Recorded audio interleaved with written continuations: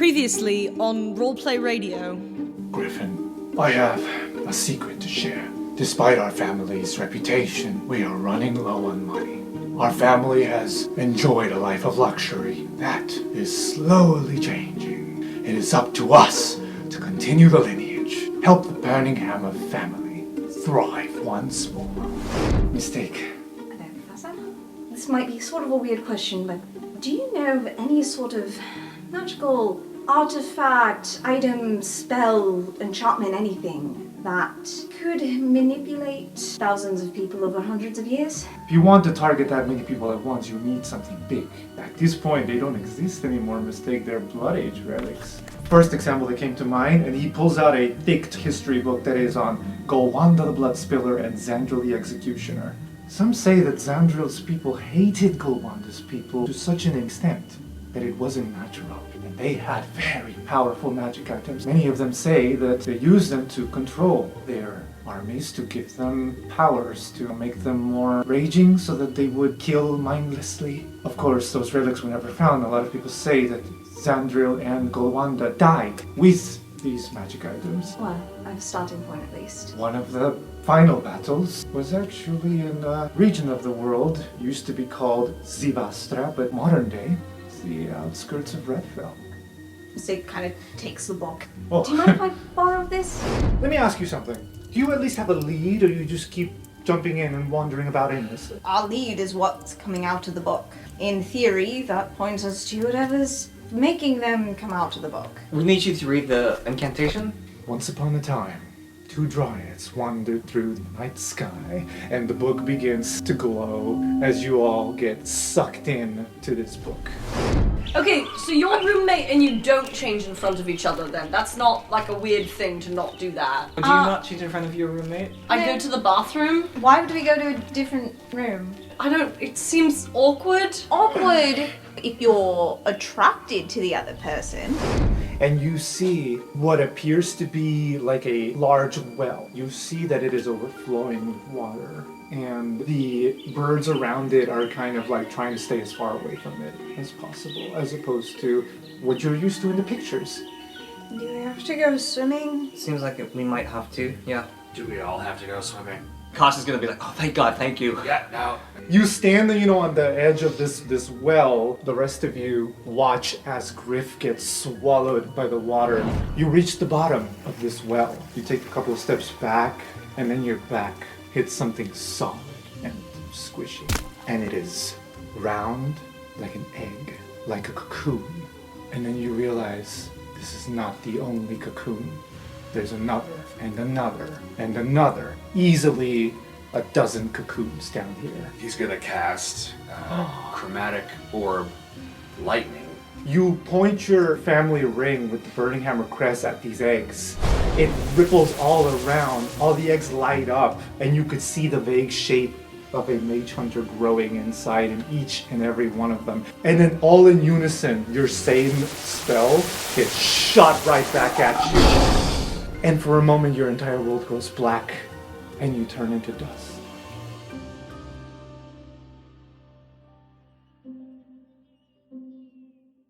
We don't generally discuss that. In fact, there wasn't even a bathroom in Croc Tower. There was just suddenly a toilet. That does raise a question. Does Griff have a toilet or a litter box? We will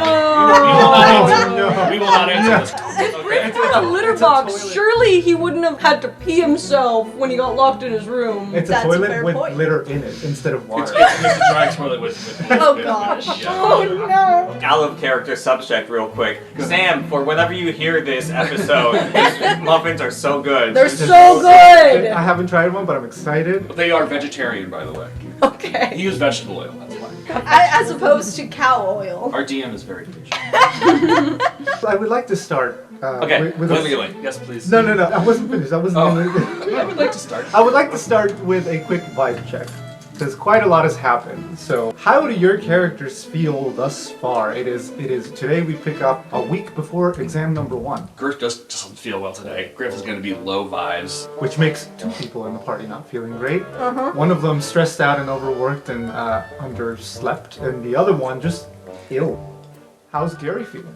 Gary's not particularly worried about the exams because the last time there were exams, he didn't have any exams. The time before that, he didn't study and he was fine. So he's kind of just like, these exams are easy. And instead, I think he's mostly been focused on trying to make more paint for Koss because his ultimate goal is to make these memory potions, and Koss, with more paint, can make the spell components for these memory potions. But Gary is basically just like, man, I need a jar of paint to make paint, and he doesn't want to buy 50 gallons of paint or however much paint he is intending to make for Koss. So he's trying to cheat his way through that.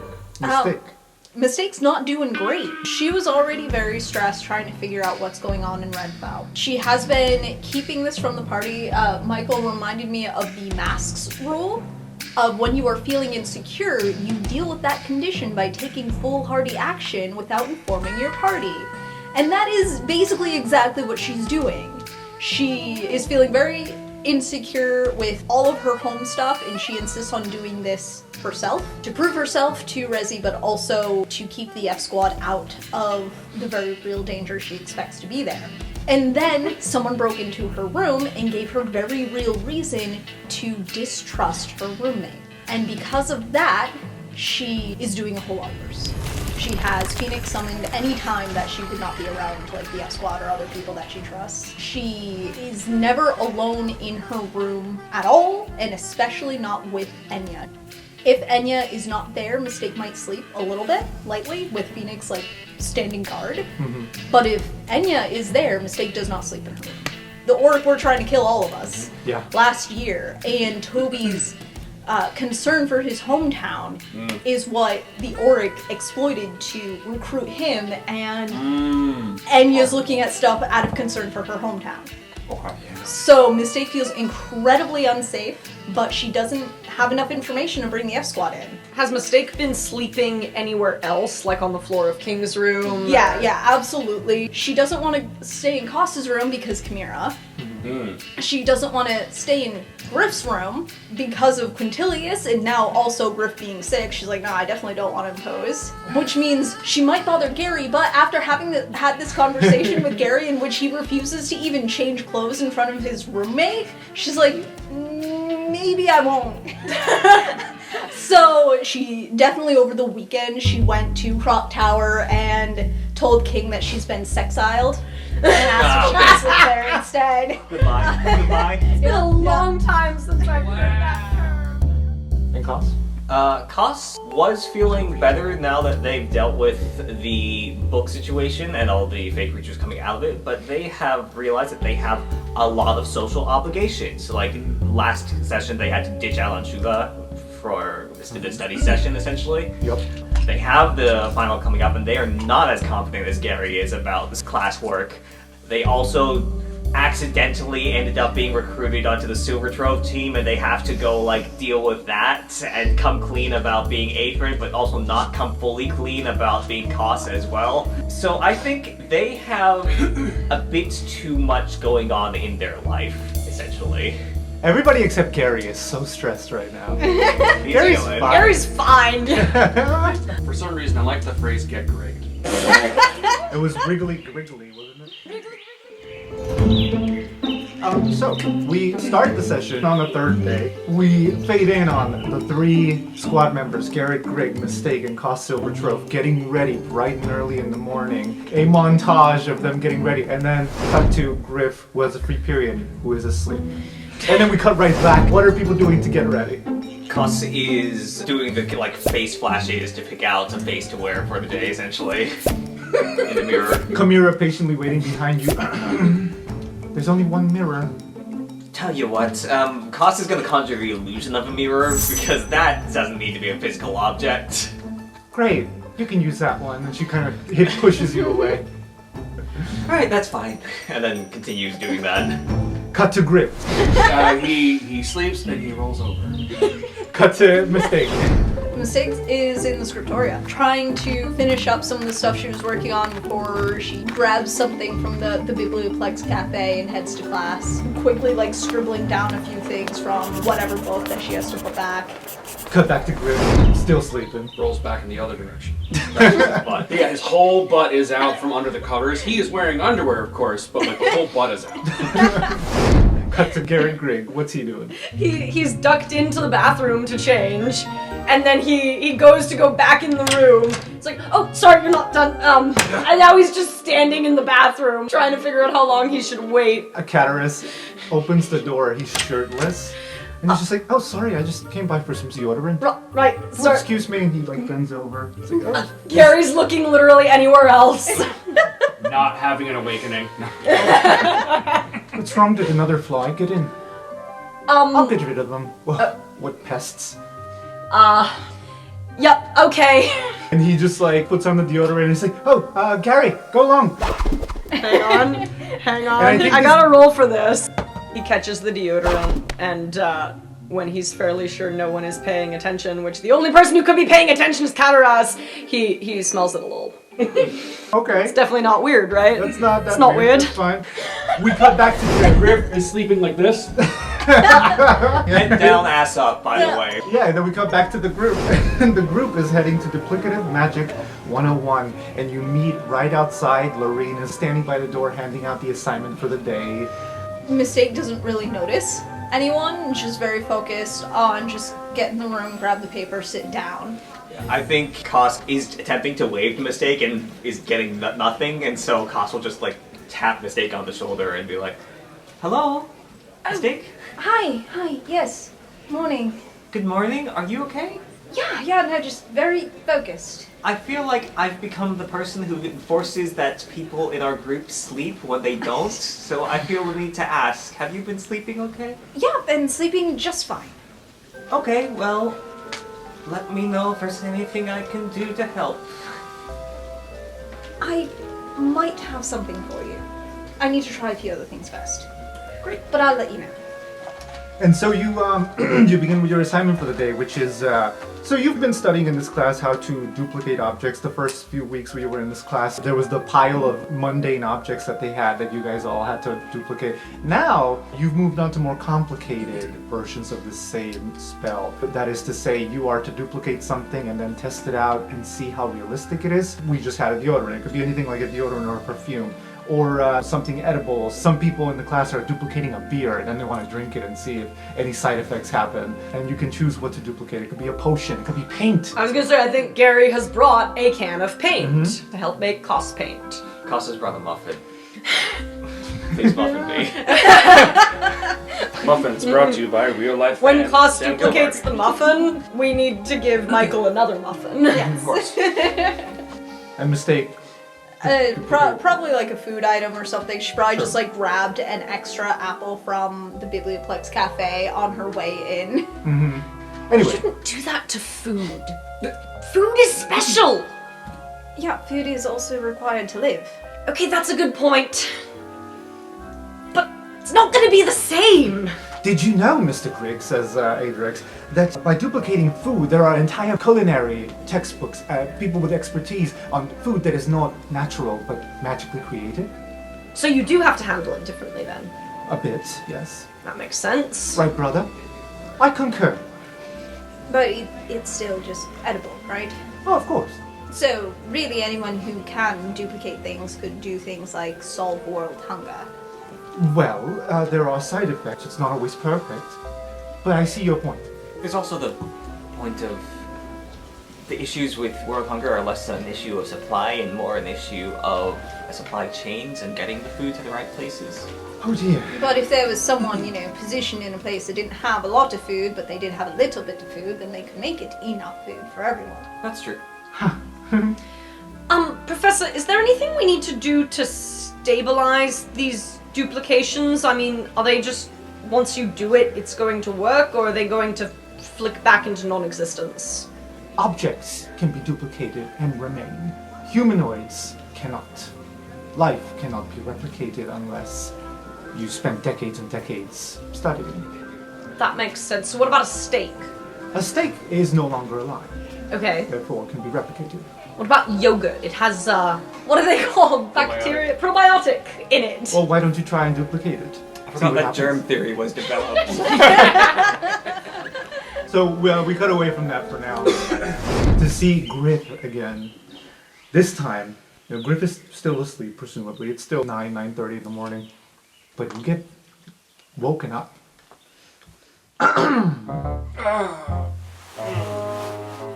Good morning, roommate. A matter of opinion. What's good about it? Well, I may have forgotten to mention you have a summons this morning. See, it's right here. And he just waves it in front of your face and then puts it back on the side table. Griff does not like the sudden movements of things. He pulls out 2 hangers, and you realize that he's holding up 2 of your outfits from your closet. You have to pick one out for today. The left. And later, we're gonna talk about boundaries. If you must. But for now, roommate, you have to get ready. Your father's expecting you this morning. AKA our vice captain. I know who he is. Great. We mustn't disappoint him, will we? What do you mean we? I thought the summons was for me. It is. But I am your right-hand man. Griffin, we've established this. I am proud to be your right-hand man. I take great pride in that. Like a squire? More like a partner who is there for you so you can rely on him. Labels are not important. I have a butler. I don't really like calling him that. I more considered you my friend. Yeah, that works. Okay. Great. Will you please tell our vice captain that Quintilius Melantor sends his regards and that I made sure that you got there in time? Yeah, I'll let him know. Great. You got me up and at him. Well, come on, let's get up. Griff is standing there with his eyes closed. He is trying to take any moment where conversation is not happening to sleep, even though it is probably not best to do that. Yep. Yeah, and you do see the summons on the table. It's from your dad, and it says to meet him, funnily enough, in Quandrix at 10 a.m. And in Griff's haste and confusion, he puts on the top of the left tracksuit and the bottom of the right tracksuit. This is the first time Griff has never been coordinated with his clothing. So I'm gonna say that we've got our red and blue bottoms. Red top, blue bottom. I had a hand up simply because I know Quintilius is Quintilius Melantor III, right? I really like the idea of Griff telling Bjorn Quintilius Melantor sends his regards and Bjorn assuming it's Quintilius's grandfather. How does Griff look when he arrives to see his father? Tyler, you know this isn't going to translate to an audio medium, right?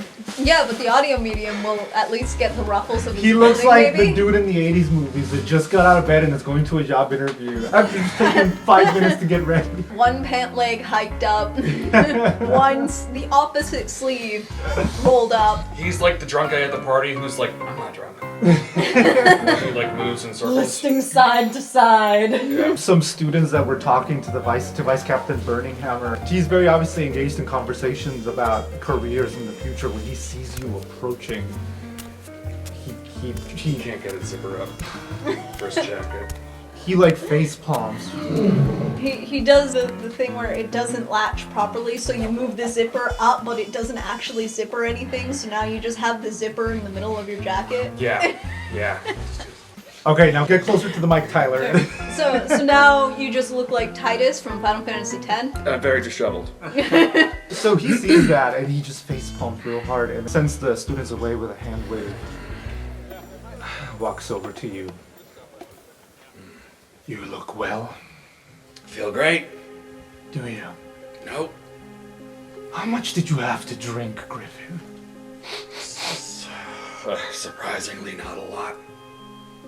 I don't think I had anything yesterday. I don't believe you. Walk with me. Yeah. Oh, before I forget, Quintilius III dressed me brought me to you. He wanted to make sure that you knew that he was responsible for this. Quintilius He's responsible for this. He said, "You let our vice captain know that I got you up and dressed and ready to meet our father, your dad, father." Griffin, Yeah. I'm very ashamed to be seen with you right now. Good to be seen. Would it have killed you to comb your hair? What do you mean? And he It goes looks and atrocious. Griff just look in the mirror, and he's not going to let his dad know that he himself is disappointed in his own appearance. So he'll just, save face like, yeah, new, it's one of them new trends. Is it? Just trying it out. Okay. It's vertical hair. Okay. Griffin, I would have thought that 1 year of slacking off was enough. That this year maybe you'd become a better man. Griffin, what are you doing? I've seen the reports from the Entrepreneur Society. You don't even have a project yet. I've got plans. Your friend, Garrett Grigg, Yeah. he hustles. He's out there making money. Why not you? Didn't seem so important to make money. Why didn't you keep yours?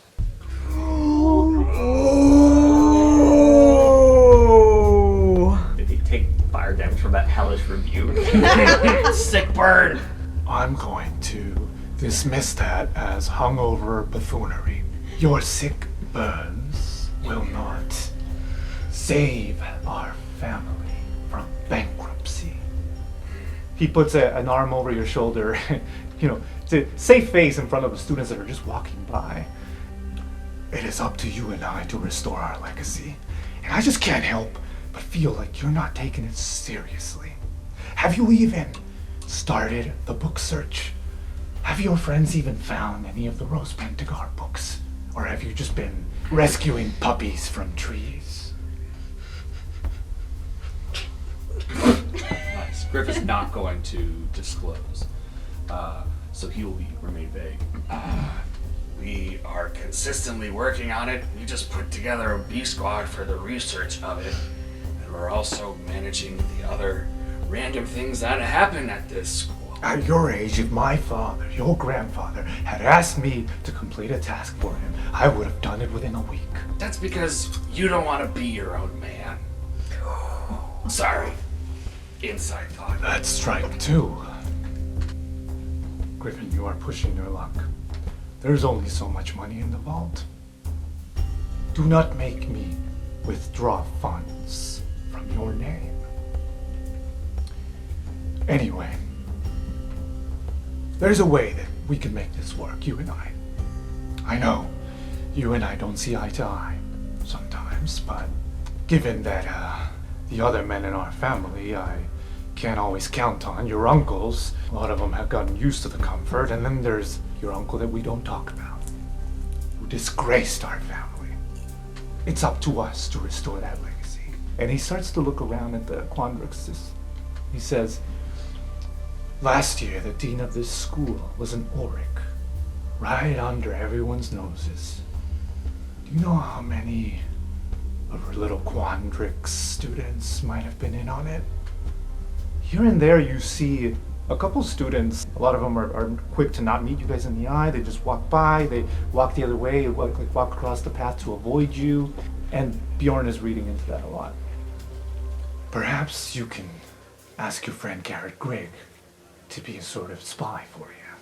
Maybe we can get to the bottom and see if there are any secrets to be found here in Quandrix. I do not trust them. As far as I know, the entire college is corrupt. Well, if you don't trust the college, why would you trust Gary? I trust Gary. Why would you trust Gary? Because Gary helped you take down Cayenne.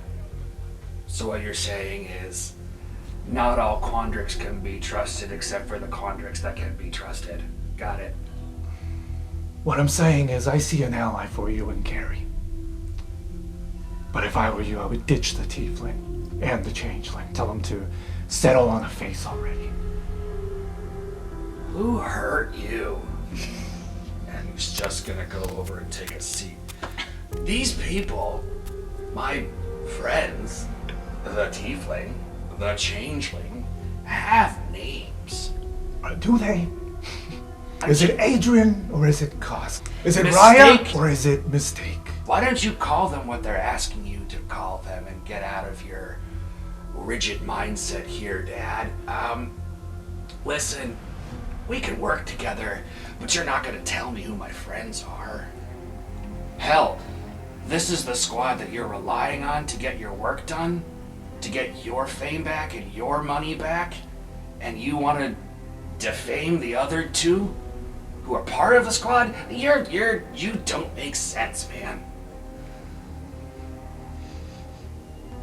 He just buttons up his blazer.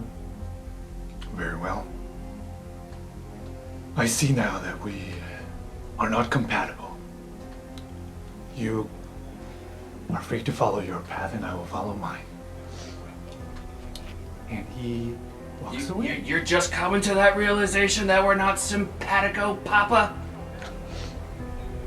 How about you try listening to the people around you before you just become this big swinging tail? And Griff gets up and tries to walk out.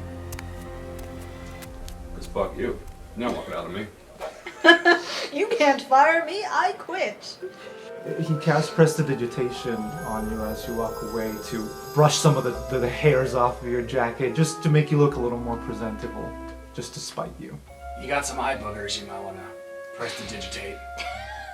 No, I don't. Smell you later. Wow, that was mature. I hate how much Bjorn seems to like Gary. I mean, I love it, like, plot-wise. And we cut back to Duplicative Magic 101. The class is ending. Could everybody just for funsies roll an Arcana check to see how well your replicate... That makes sense. 7. Your muffin tastes like paste. Very chalky. Yeah. The texture's off too. 8. Your apple... It's like kind of melty and a little gooey. Stick pokes it, kind of jiggles a little. Oh. Yeah. So it's like this melty, wiggly apple. Nat 20! Oh! Both Koss and Mistake have an Adrix over their shoulders, just being like, oh, better luck next time. Mistake just finds it hilarious. So she's trying very hard not to laugh as she's making the table move and the apple jiggle. Meanwhile, Adrix is sitting in front of Gary's 2 little bottles of paint, and she says, which one was the original? The one on the right. Really? You could have had me fooled. Great job, Mr. Greg. Thank you. That's excellent work. How do I make, like, 10 more? Oh, you're serious? Well, yeah, I mean, I duplicated the paint because I need more paint. Well, another 10 3-hour class sessions, perhaps. Unless you want my help, in which case maybe an hour or 2. I mean, are you offering? 20.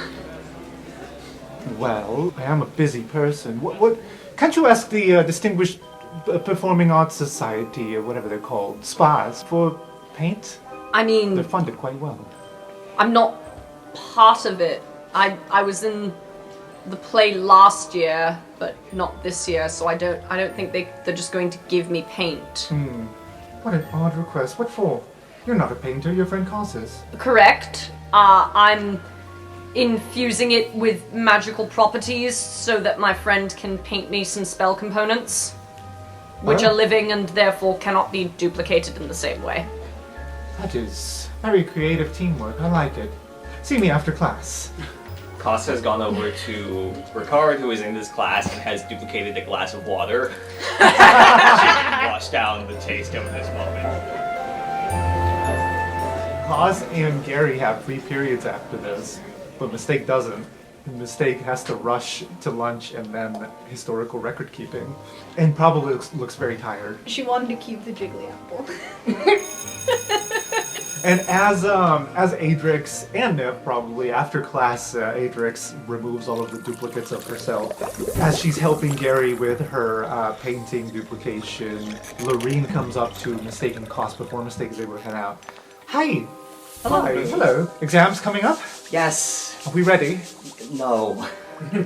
Yeah, me neither. Mistake's still just jiggling the apple. Are you alright? It jiggles, it's just really funny. Yeah, as someone who loves apples, that is a little bit disturbing. But it's a jiggly apple and that makes it funny. Sure. Yeah. So. Because apples don't jiggle, so it's really funny to see one that does. Uh-huh. You can really see the sleep deprivation in Mistake. Give it a poke. Now it might not be the best time, but Rosie and I have been getting together discussing some things, B-squad things. Oh, yeah. Since, Yep. we're not legally in it on paper. Sure. We have research to share, nothing major. Doesn't have to be all of you, just most of you or half of you, and you all can pass the information along. Yes. Of course. Great, good to see you. Good to see you too. Can this apple be a perpetual motion machine in that it never stops jiggling? Yes! I mean, I've already decided this is going to be like a permanent decoration in F Squad HQ. Good. Griff, for the rest of the day, you continuously feel queasy, nauseous. Like the point of nausea without ever getting to the point of relief. Like Yeah. You think you're gonna vomit, you don't. You just Yeah. Oh, I Good. hate that. no relief. Yeah. I don't even think he's able to really go to classes. Yeah, He might just so go wander. wander, we might see you, the Biblioplex Cafe or something, having a drink or something, and even like the commotion around you, the constant chatter around you suddenly becomes like whispers and you almost feel like they're talking about you, but it might just be in your head. It's this ill feeling comes with a sense of paranoia. He would love to go to his room to be alone, but he knows that his friend, in heavy air quotes, will be there. So Griff's gonna go to headquarters and he's gonna seek out Bart. Okay. In Griff's little section of F Squad HQ, there is a bowl of water and a bowl of food. There might be. You refer to No, food. there is because Mistake put it there. Great. Are you trying to make a joke at Griff's expense now? Yes, Okay. because on our first trip into the book, Griff shared a nightmare in which he is a house cat and he has the water bowl and the food bowl that's always full, and in this nightmare he absolutely loves it.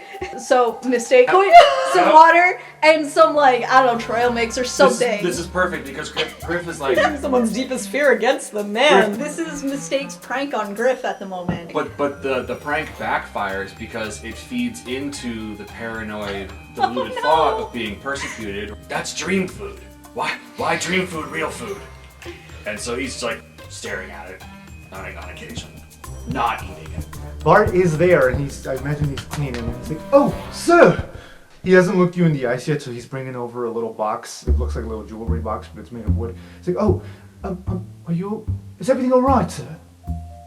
I've been better. Have you drank or something?" Dad thought so, but I haven't had anything since the bunny. So I'm worried, but I will ask no questions. I think we need to ask questions. I don't have answers. You should lie down. Maybe I'll make you a herbal tea, a remedy of some sort. You look like you. He puts a. May I? And he leans into the hand. Yeah, he puts a hand on your forehead. He's like, "Oh my goodness, you're burning up." Burning hammer up. High five. Sure. He gives you a high five. Anyway, I was gonna say, and he opens the box. I found Mr. Suvisha's bit of tusk that he took. I will just leave it in your locker, but please sit down. I'm concerned. You should hold on to that. Yes, of To the course. face bone for him. To the tusk. Yeah. Okay.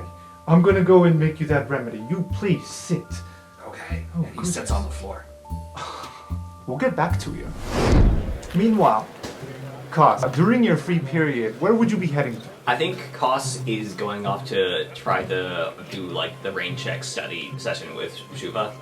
And as you're heading to one of the halls in Silver Quill campus, all of a sudden, as you're heading there, you could see it in the distance. There are students rushing by near you, and all of a sudden you get a hands over the eyes and a whisper in your ear that says, guess who? Thunderwave! Seriously? We dealt with Auric. We're not. I'm not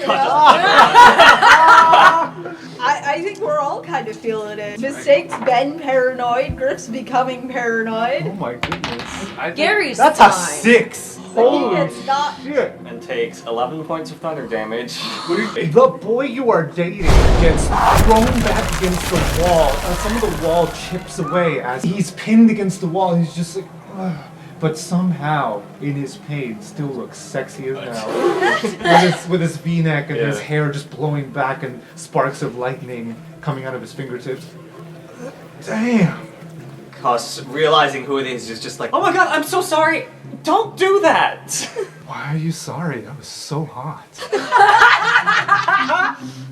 Okay. Yes.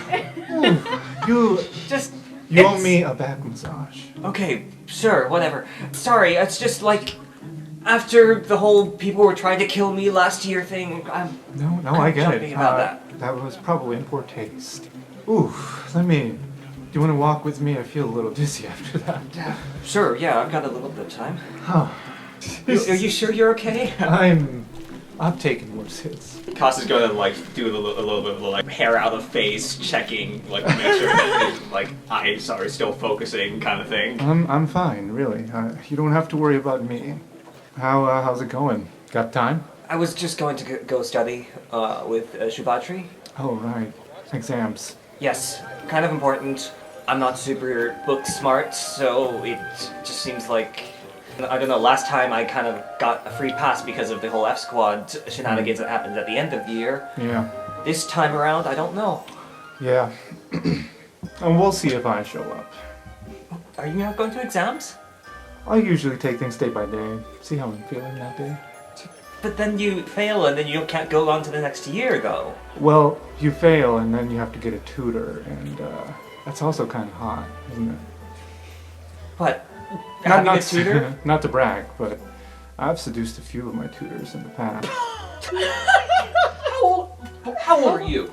He's a third year, so he must be like 21, 22. How many tutors have you had? These are the exact questions I was just gonna ask. How many tutors have you had? It's best not to kiss and tell. Koss. Feels illegal. There are a lot of concerns. Yeah. I mean, I guess I can't really speak, given that one of my types seems to be teaching assistants.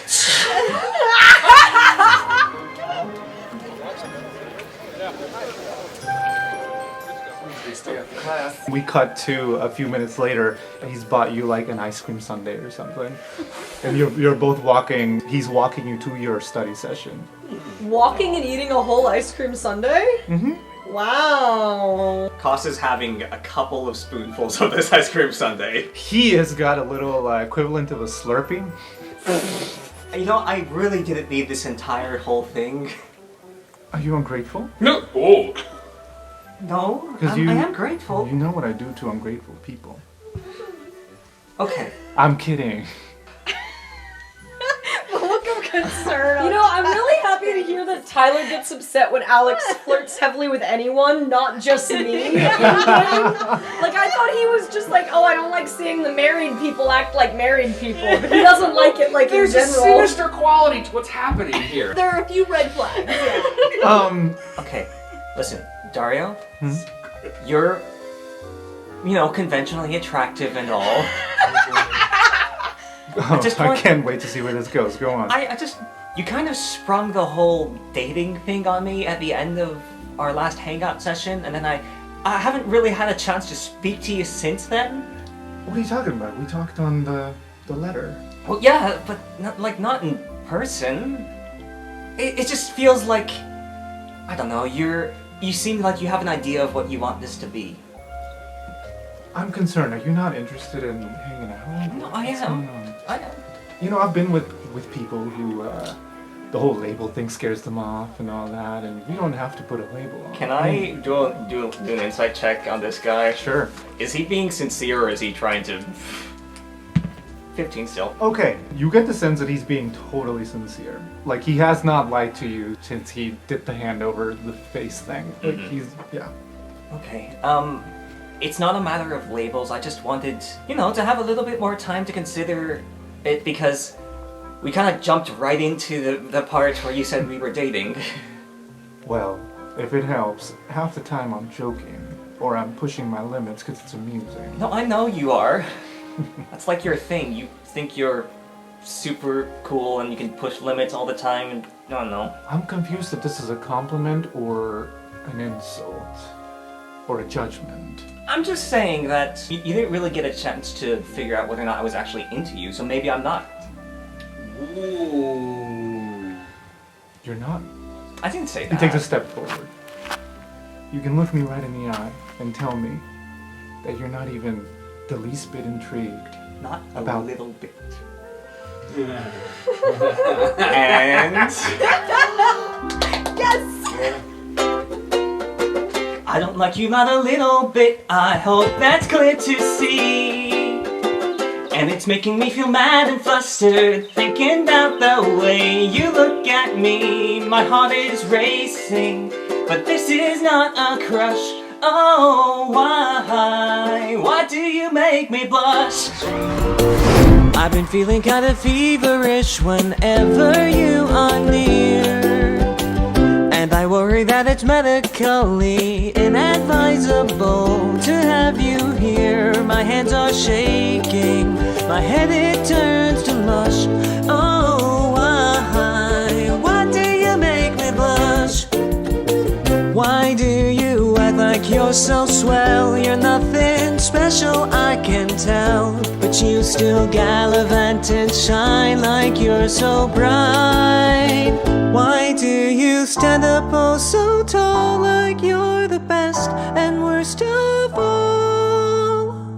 Why do I sometimes think that you are right? Maybe I don't wanna be your person, but maybe I do. I just know that I can neither stand to be alone or be alone with you. Wish I could fake it, forget this stupid crush. Oh, why do you make me? Why won't you take me? Why do you make me blush? I've been sitting on that for a year.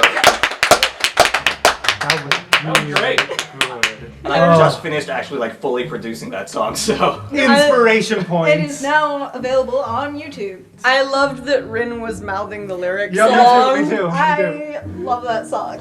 Need I remind you that you were in the middle of Silver Quill campus in public? So everyone heard your song. There is a crowd that gathered around you, and Koss may not have noticed because you were so concentrated on your performance. But people start clapping, and a lot of them go, oh. So I think Koss just looks at Dario and is like, so what do you think of that, huh? I think, and he conjures up a bit of ink comes out of his sleeve that morphs into a black flower, a black rose, that then solidifies. And he hands it to you, thus garnering an even greater reaction from the crowd. It is noticeably black, which contrasts against your white with some hints of black. And he just says, I think that I want to steal you away from that study session. What do you say? I said meet me in 2 hours. And then Koss grabs the rose and Misty steps away. I wasn't free then, but I guess I'll have to be.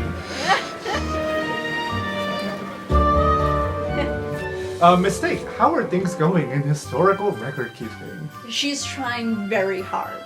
Yeah. It's not going well.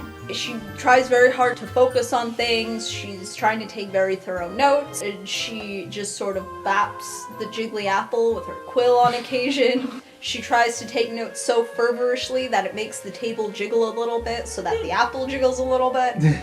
But it's mid-afternoon, and she has not been sleeping, and everyone knows mid-afternoon is when you are sleepiest. Yep. And this is a very boring class. So in addition to her notes are also a bunch of notes on how to make the class more interesting, but it does not keep her awake. And by the end of class, she is asleep on her desk. Oh, in the boy. back of the classroom, because she always is. And it doesn't help that Lore/Professor Misha is using a lot of technical terms and big words that a lot of the students just don't care about, and they're taking this as a requirement for their major or whatever. He dismisses everyone. It's like, oh, and remember, if you want me to read your journal, I am happy to read it and review and give you advice, only if you want to. If you want to keep it private, that is fine, but I will keep this cabinet open. And of course, once the bell rings, everybody just leaves. Nobody leaves their journal. Yeah. And he's just disappointedly looking at the shelf, collecting dust.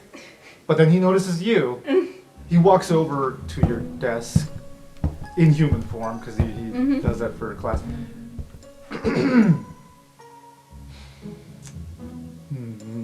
He grabs like a ruler, a yardstick, and like pokes you with it.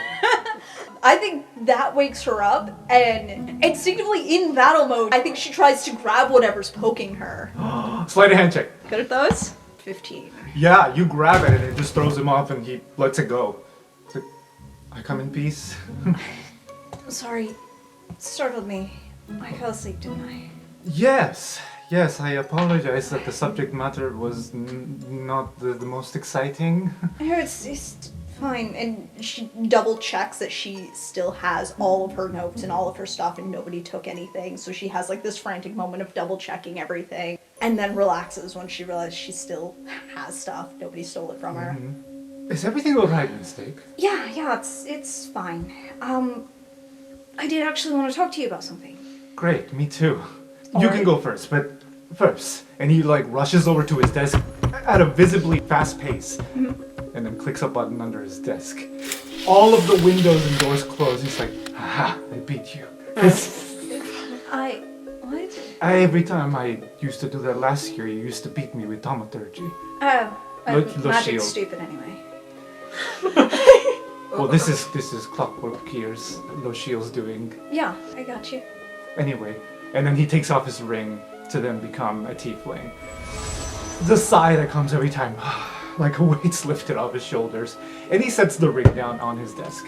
Mistake has a thought of, that's kind of how I feel when I take my bra off at the end of the day. I imagine... Doesn't say it, but has that thought. So, what did you want to talk about? Right. She like puts away all of her school notes and takes out a different notebook.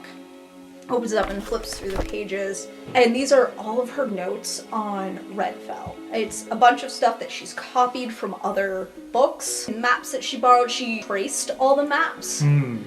So she wasn't keeping the original, she was making duplicates and all of that. And all of her notes, just like her journal that she's keeping for this class, are sort of like triple encoded. She's using code words. Like it's not Golwanda in her notes, it's Wanda. On top of that, she's writing it all in Infernal, and she's using a cipher. It's a mathematical cipher that Jordan taught her the previous year, so it would all be very difficult for anyone else. Like, if they got these notes, in theory, nobody else would be able to figure out what any of them mean. And to help her, because she can't, read the cipher, she has little icons in the margins. Specific icons refer to specific things, so she has one icon for everything that relates to the Auric and another icon for everything that relates to Golwanda, and she has everything organized and cross-referenced, and she's just flipping through the pages to find the specific one she's looking for. And she pulls out 2 maps. One of modern-day Redfell and that whole geographic region, and the other of the site of the battle. This battle took place fairly early on in the Blood Age between Golwanda and Xandril. she puts these two on top of each other. They're fairly thin because she traced the maps. So when she puts them on top of each other, you can see where they line up. In the places where they don't line up, it's like, well, yeah, of course, the coastline changed over the last couple thousand years. So this battle, toward the end of their lives, Gowanda was defending land. Xandril came in from the seas and laid siege to the entire area. In what I'm pretty sure is modern-day Redwood, or that general area. And I'm pretty sure something got left behind. He's like looking through all your notes and paperwork. And how long have you been working on this? Since the start of the year, so, month? Right. He has this moment of hesitation. He's like, Mistake, this all happened so long ago. Most of the information that you find out there might just be conspiracy. And then he's like, those shipments of lost gold from the age of the monarch Rowan? And he starts looking more into it. He's like, those ships were lost around the year 1100. Those ships were taken by Xander. And he starts connecting dots from your notes. From the pictures, because he can't read any of the written notes. The maps. And diagrams and everything could absolutely... Anything written in Infernal he could understand as well, but like not your ciphers. He's just intrigued all of a sudden. He's like, huh. So what you're saying is that you're on the hunt for historical artifacts? I suppose it's turned into that. It wasn't the initial intent, but here we are. A true lore hold at heart. May I see more? Yeah, sure, you're not going to be able to read a word of it. But... Yes, what is this? He's pointing at one of your ciphers. So, I don't want anyone to be able to read any of this if I don't want them to read it. Jordan taught me a cipher last year. I'm not that great at math, despite the number of quadrants classes I have taken and am currently taking. I'm not doing very well. Did you see that apple? I did. I was wondering what that was. It was supposed to be an apple. Now it's just kind of amusing. Anyway, I'm not very good at math, so I'm really just using the cipher that she taught me, which arguably means Jordan could figure it out, but I don't think she speaks Infernal. Anyway. He grabs your apple and just gives it a little squeeze. Well, good for you for stepping out of your comfort zone. Mistake, this is impressive. Would you care if I got in touch with some of my contacts and tried to investigate further on the matter? No, go for it. Do you have any recommendations on contacts I may be able to find in Redville? I don't want to just fully trust in mine. I guess... What sort of contacts? Suppliers, in case we need to dive deeper into this. Well, in terms of general suppliers, I've been working with Mixdos, who runs a group man. The goblins? Yeah, they've been fucking with Americus. They've been ransacking a lot of his stuff, so I've been working with them to try and smuggle any sort of infiltration supplies into the city. I've also been working with Lady Zakeen, Zakeen Caravans. Right, yep. Mostly to try and map out the areas. If there is a specific item that's causing problems, then she should be able, or her caravan should be able to isolate the worst of the problem, because how much they travel. I've also been working with the Unseen to try and find ways underground. Wow. I already went to the museum over summer, and I don't think it's anything in the museum. Or at least I didn't get weird vibes from anything in the museum. That's the only way I know how to figure this out. I don't know what to say. I'm very, very impressed. Mistake, I'm... And I mean this with the most respect, but when do you have time for school? Are you getting rest? I haven't slept in a week. Okay. But that's not only because of this, it's something else. It's fine. Room was broken into. It's not great. I'm sorry, We're gonna what? move on from that. Point is, Did you get in touch with the Dragon's Guard? No, it's fine. How? Mistake, the Auric might be after you. I know that. And you didn't care to tell the Dragon's Guard or Dapplewing? What did any of them do to help us last year? That's fair. And besides, I don't actually know if it's Auric or not, and I'm trying to figure it out, but my earrings being useless piece of shit. Whoa. But, point is, I need to figure this Redfell stuff out before winter. Because something's gone wrong. Mistake. It's okay to ask for help, you know. You don't have to figure all of this out yourself. We're talking now, aren't we? Well, yes, and I'm happy to help. Why haven't you asked your friends for help? No, I can't get them involved in this. I beg to disagree here. This has nothing to do with the Auric. Okay, but it has to do with you. And what I'm planning to do is not something they should be involved in. I'm planning to infiltrate parts of the city that I'm definitely not allowed into to do something to some sort of magical artifact I know nothing about. Okay. I can't get them involved in that. Let's backtrack a little. This is very great information, but without concrete evidence, you might be setting yourself up for a very dangerous mission that you we're talking about going into the earth here. These land formations, they have changed. The sea levels have changed. Yep. You are diving in blind to look for something that may or may not be there. Right, that's why I have a whole other month-ish to figure it out. A month. You know, in Lorehold, Dean Augusta Tollers spends at least 6 months planning her next expedition for the summer. At least 6.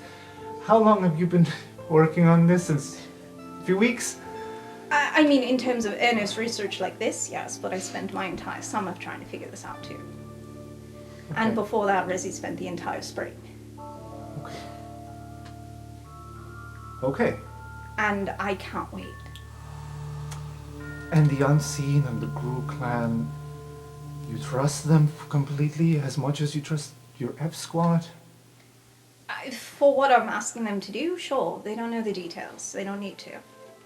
Mistake, I feel like I owe you, and therefore I will help you in any way that you wish.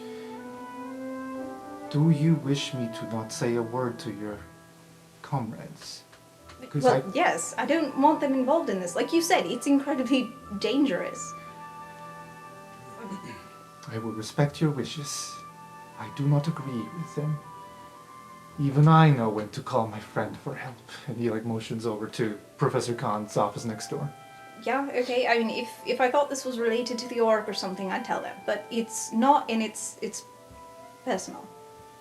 This is the first time Rezzy's asked me for help on anything in years. Okay. Then let's get to work. And he puts on his glasses and he goes over to his library and begins to pull out textbooks that are relevant. The next day, we are at headquarters for a club meetup. Gary, you were there early because you're using the alchemy table. Makes sense. He's probably working on the magical paint formula, and I don't think, I know I rolled before, and I rolled very, very well, but just given the way that actual experimentation and stuff works, I don't think he has it fully figured out yet. Right. You know, he's trying stuff out, and he's got 4 different experimental bottles because he can't really use this magical paint. It does not work for him, so he's just I'll have Koss try these out in a bit. You didn't have any goals aside from the... My goal is to give pickled onions to Kataras. Okay. My very specific goal. So Gary's there, waiting for the other 3 to show up, and oddly enough, your roommate shows up. Come in! He opens the door. Oh, hi Gary. Hi. You're not in this club.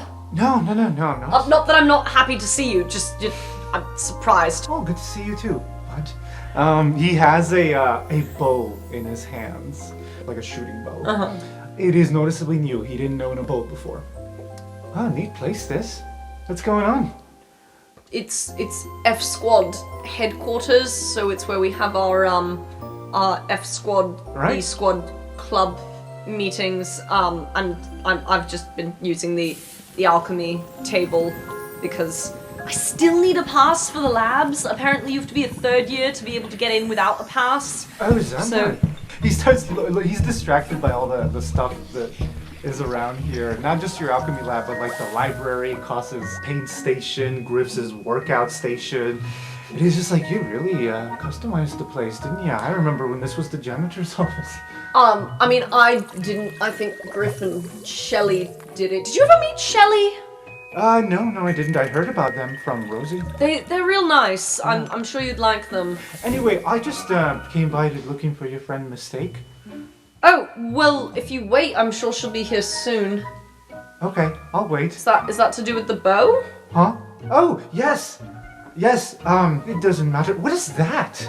And he like points over and he like, may I? Sure. You have a lot of your old gear there. He begins sifting through your Tinkerer's stuff. And he specifically his attention is focused on the suit of armor That he'd had Aurora try on. that he had last year. And he's like, what is this?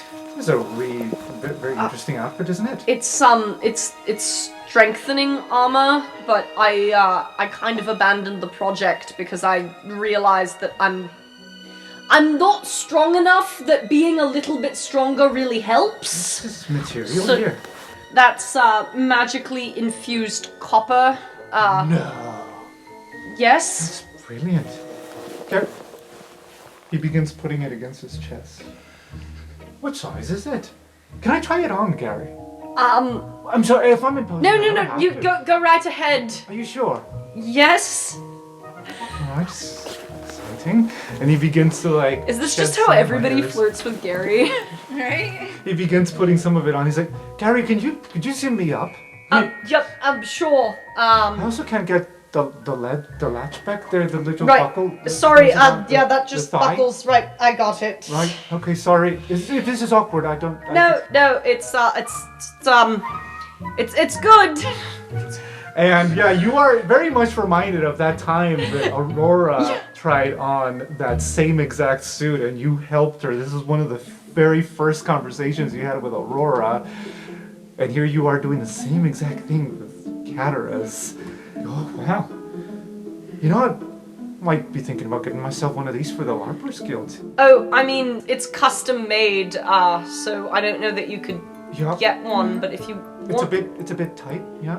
I'm a bit two inches taller, so sorry. no, it's alright, it's alright. And I think the rest of you walk in on Gary helping Cataras try on this outfit. He's like, You've got a Quintilius too. What? Nothing. Should we give you some more time? hey gang, Cataras was here to talk to you. Oh? should I get off of this outfit? Or I'll keep it on for now. I'll lay Yeah. down. Let me know when you want to start. Yeah, Gary, do you want to help him out of I think Gary just turns like beet red, doesn't say anything, Sorry, it's not what goes back to the alchemy table. It's not what it looks like. It's just an artistic. I was genuinely curious. most people do consider it autistic. Curiosity is very healthy.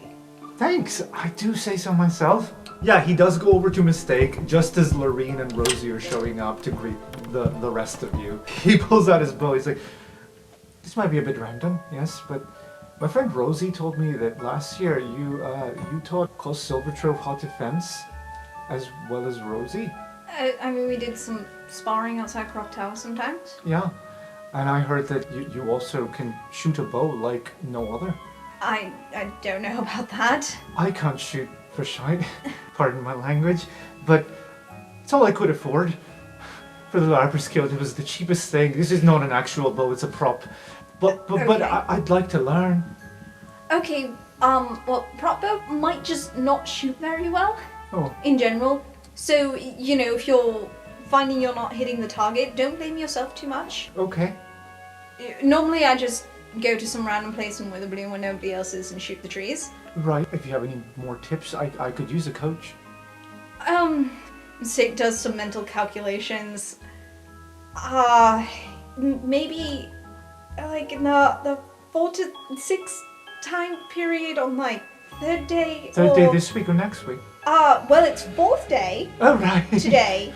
Sorry, no, that's the time slot that I do fencing 3 days a week, and then I usually do Mage Tower practice all the other days of the week, so I could just instead take a couple days that I'm not doing fencing, because I can't change that, and instead of Mage Tower, we could just go do shooting, but also maybe after exams. Otherwise, After exams works. yeah, because exams, Sure.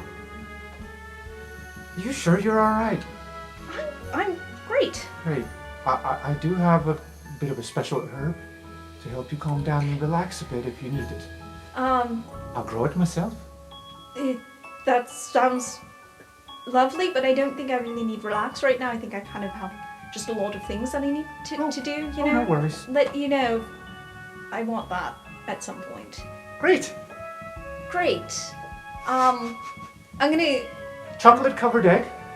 He like pulls out a little baggie. No, thank you. I have dinner plans. I don't want to spoil my appetite. Anyways, Lorene has to talk to me as well. Oh, no Can I- worries. He just bites into the egg. Cataras says bye to Gary. Just like, oh, here. He begins removing the thing. Right, Sorry sorry. for the disturbance. No, feel free to drop by any time. Okay. I'd love to.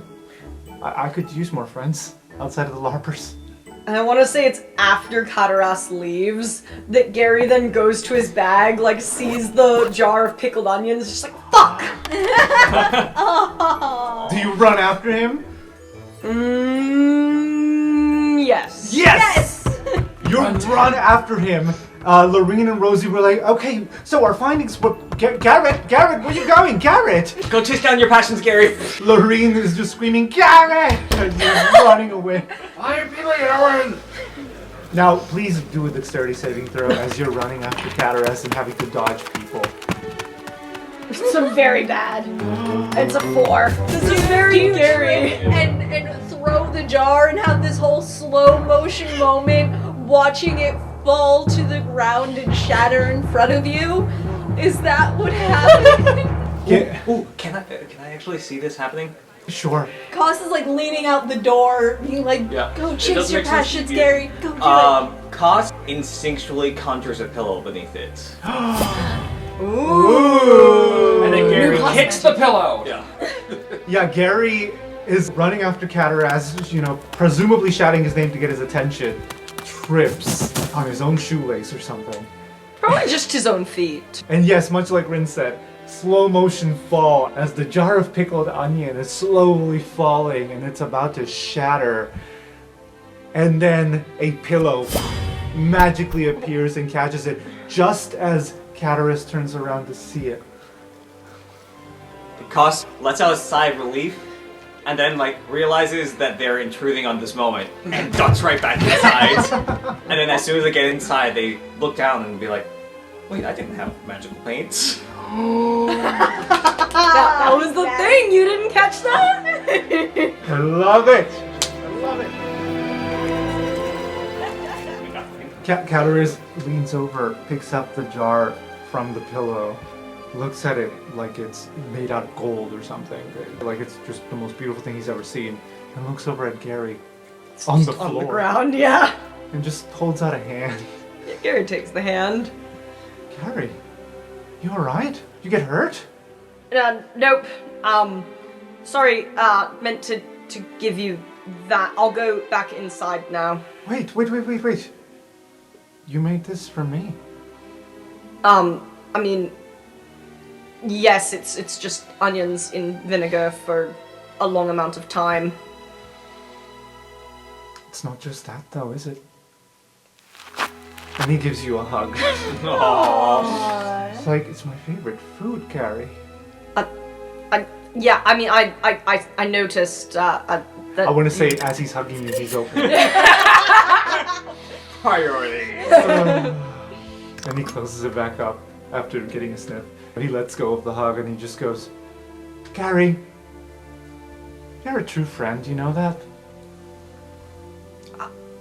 Right. Yep. Gary, you deserve companionship.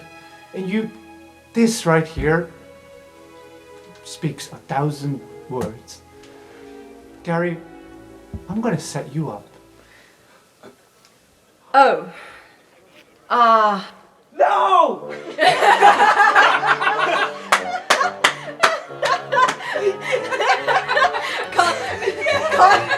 Koss yells from Epsilon HQ because Pigman is listening in.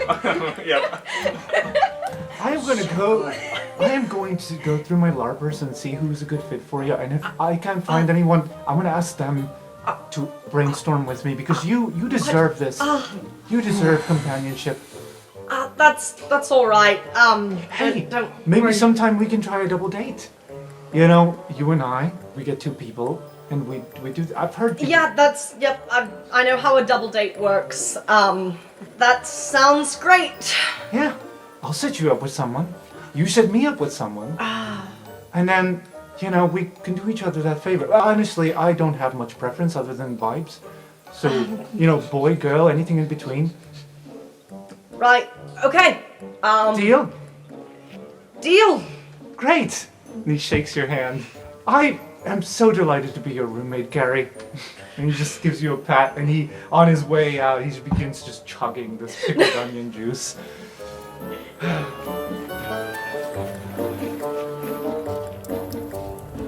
All right, and so Lorene and Rosie gather you all just to provide a little bit of that secret B Squad intel. What's the vibe like after Gary comes back? Yeah. Griff is leaning back in a chair with a warm compress over his eyes. He's participating, but you wouldn't know it because you can't make eye contact with him when he looks like he's trying to be anywhere else. Are you okay, Griff? What? You okay? Are you sure you want to be here? Do you want to go home and rest? I appreciate you, but if I go back to my room, it's not my room, it's our room. And Quintilius is gonna, No, he's gonna Quintilius all over me. I got you. Yeah. Yeah. So I'm here. I'm here. Koss. Gary, did it go okay? How did things go? Huh? You okay? There was a pillow outside. Yeah, there was. Who's your other roommate, Lorene? Sorry? Your roommate. Her name is Tilana. Why? I just making conversation. What did you want to talk to us about? Oh, right. And Rosie also looks like she keeps looking at her watch. Got to get to my next protest preparation. We're protesting to expand the vegan menus all over campus. So it's better if we get to Chop Chop. And then Lorraine's like, right. So she and I have been coordinating.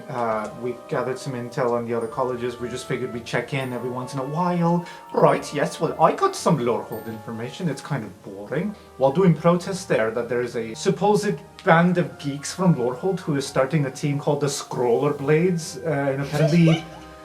Yeah, their whole gimmick is they're going to use scrolls for their Mage Tower competition. Go figure. Greta has been recruited, however, so just something to keep in mind. Greta's not even Lorehold. She's repeating her first year. She's not, but first years are acceptable for the triennial championship. Anyone is welcome. Are you paying attention over there? Here. He's a bit under the weather, so go easy on him. Yeah. Okay. Go easy on him. You gonna be okay for Aqua Key with Professor Juvilda? You know, we've got a lot of choreography to learn by next week. I've been practicing all here. And he points to his brain. And he just leaves his hand there. Well, anyway, Lorraine. Right, yes. From Condrix, it's a bit quiet, forlornly so. Seems to be a bit of a pattern this year. People are being shunned. There are certainly some people in Quandrix who are Dean Cayenne apologists, saying that she did nothing wrong and that she was framed, and that's just gathering a lot of bad energy around the whole campus. So, Gary, sorry if people look at you the wrong way. What? But you're right. Sorry, what were we talking about? I'm providing intel on all the colleges. Do they so- have any evidence to say that she was framed? No, Alright. they just really liked her. Okay. And the rest of the campus, the Strixhaven campus, the other colleges, don't look too kindly on those apologists, and therefore everyone suffers. So is it that they think of everybody in Quandrix as a Dean Cayenne apologist? As a potential Dean Cayenne apologist, maybe even in secret. Anyway, Well, after such a big event last year, I think things like that could be expected. Is there argument? what happened was wrong, but it wasn't Dean Cayenne she was framed? Or is it, yeah, it was Dean Cayenne, but it wasn't a bad thing to do? What mistakes that? Yeah, it's a bit of both, really. It depends on the person. I think for the most part they are saying that she's innocent. Well, she's not in jail anymore anyway. Yep. Those headlines are a bit alarming. She still hasn't been found, which means she's out there roaming freely. In Witherbloom, I went down there myself to talk to Professor Varelda Lang a couple of times, but nothing new, except for apparently there's been some food fights. I don't know where it all started, but apparently your ex-girlfriend there, Gary, Miss Winterstar, had a hand or two in starting these food fights. No, she can't eat the food anyways. Ha! Like that makes it okay. Anyway, the point is, they're escalating, and Professor Willowdusk has all but given up on stopping them, and she's just saying, at least use compostable food if you're gonna do this. And I don't know where it all started, but yeah. Oh, I wonder if that's related to the Chad, Thad, and yes, Chad, whatever. Thad, and Brad. Oh, those are notorious names within the food fights. Yeah, okay, so we do know what those are about. Yes, it's karma. Essentially, yeah. They were throwing rocks and things at the Dryads. So now everyone's getting back at them by throwing things at them. Okay. Fool around and find out. Well, it looks like I those... usually say fuck around, find out, but you know, if you're being polite. You're right again. Anyway, that's all for Witherbloom. Then there's Prismari. Did you guys hear about Fury and the Gales? Is that another team that's spreading up? Team, Yep. right? Yep. Apparently Xanthor's developed a bit of an ego this year. Right. Kind of already had one, honestly. Yeah, but at least I liked him a little bit last year. This year, he seems to have grown, calling himself Fury or King Z and all these other weird names. Anyway, poor Toby, our friend Mr. Swiftfoot, is all but being driven out from Prismari by King Z and his gang. I don't know if you're aware, but... We tried talking to him. Is it still ongoing? Well, as of this week, the poor fella's trying to change his classes. He's had it so rough. Well, I guess we could keep on talking to and follow up again. Yeah, maybe once Griff's feeling better. Yeah, Send him speaking of after. which, you. Yes, you. Rosie is like, I tried to come over last week to discuss the homework from Professor Ubilda's class, and your little roommate wouldn't let me in. Apparently Thorns also had the same problem, the same conundrum, we can't get in. Apparently Quintilius has been setting an alarm. Every time we cross within 30 feet of your dorm room, he's right there waiting for us, saying, no, you cannot see him. What's with that? Shit! Yes, shit indeed. It's not me. It's not you. Well, apparently he's watching you like a hawk. What the hell is all that about? I mean, it does explain quite a bit, Rosie. In the kindest way possible. I'm sorry. I will deal with Quintilius. Thank you. He really wants to be my right hand guy, friend, partner. He didn't really know what it was.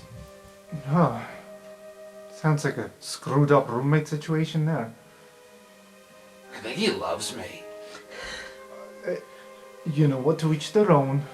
Speaking of which, I heard that Enya's your roommate. How's that going? Haven't really seen her.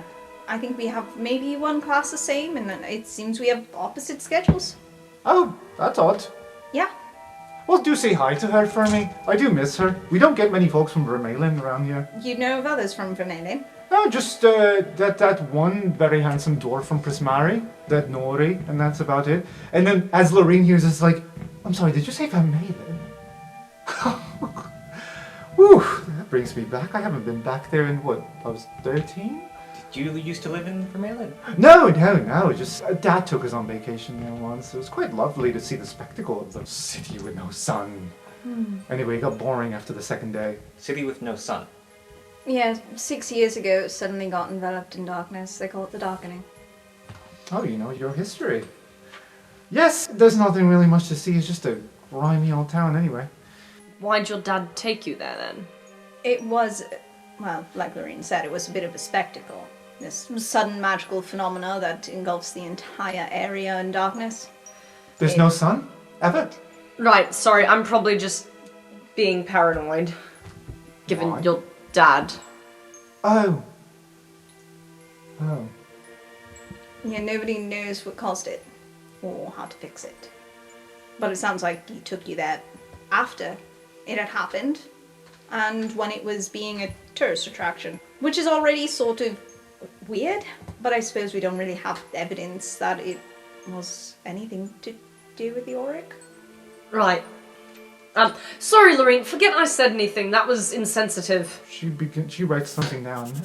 But, you know, if you do happen to find out anything, Lorraine, or remember anything interesting of your time there, let me know. It's of personal interest to my roommate, so I can pass it along. I will. This just so happens I'm visiting father after exams. Can Griff start slipping in the chair? How slick is... Oh, actually, I want to say you flat out just fall asleep. You're so ill and nauseous and the room starts spinning that you just close your eyes and within a few minutes you're fast asleep.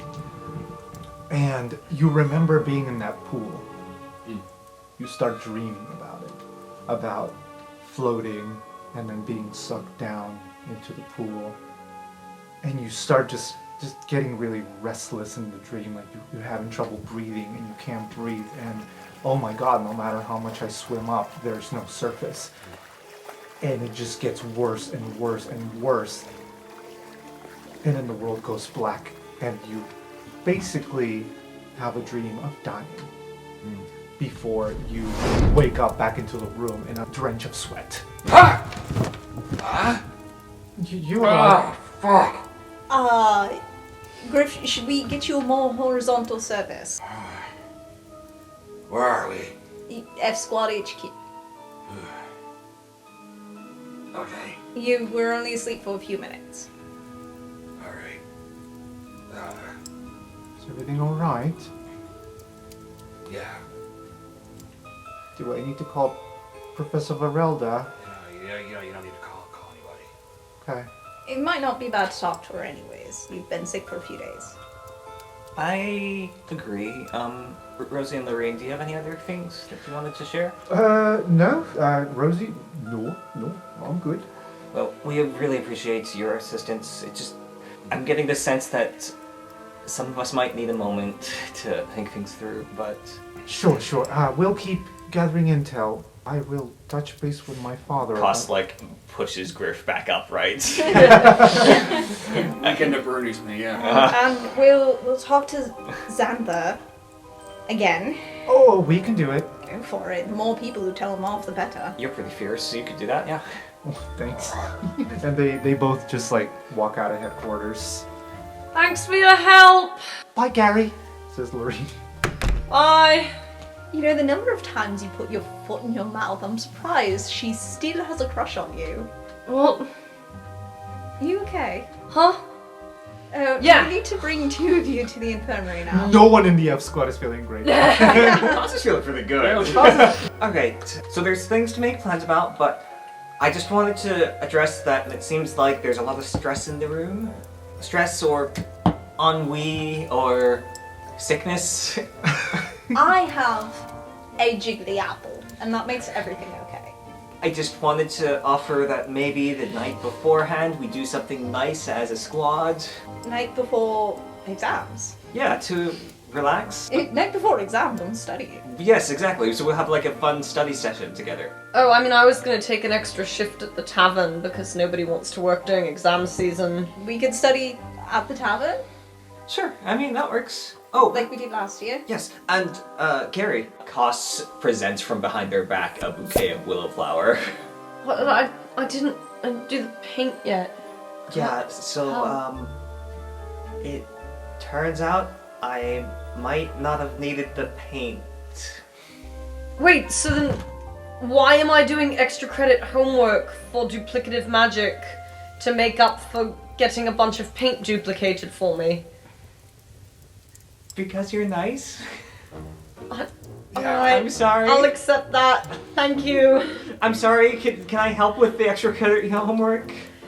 And Gary just thinks back on Koss's muffin and just no, that's alright. You're gonna have to make use of it pretty quickly. Okay, I'll get started right now. I can make more later. Give me a heads up, and then I can pop over and give you a new, fresh bouquet. Okay. And Gary just sort of wanders over to the alchemy table in a daze.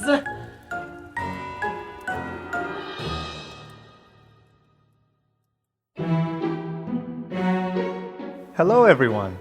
Thank you for joining us again this week. This episode was recorded in Watertown, Massachusetts, also known as the traditional land of the Pecosset and Nanantum peoples. I'd like to give a huge thank you to all of the talented musicians that helped bring this podcast to life with their amazing music. We've provided a link to their web pages in the description.